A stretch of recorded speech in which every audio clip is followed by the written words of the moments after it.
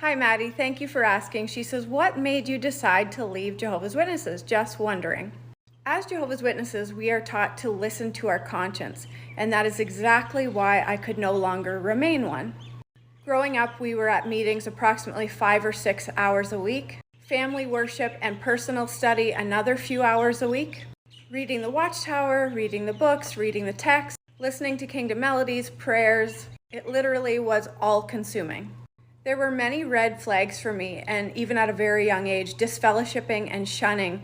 It just never sat right. Being publicly reproved in front of an entire congregation, it just did not sit right with me. That is not how you treat people. It's not right to treat anyone like that, especially your child or your parent or your family or your friends. Elders telling a mother that she can no longer speak to her child, or a husband being told he can no longer speak to his wife. You can't speak, talk, hug, have a meal together.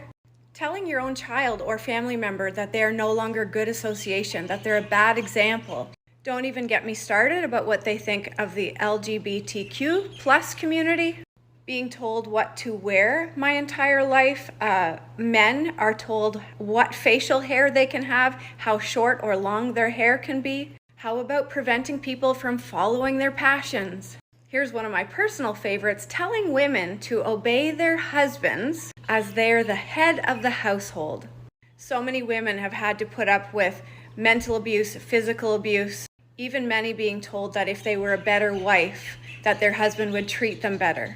The only way you can have a scriptural divorce as a Jehovah's Witness is if your husband or wife commits adultery, so if they cheat on you.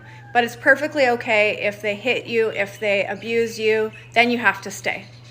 And as a Jehovah's Witness, you cannot remarry anyone else until you've had a scriptural divorce.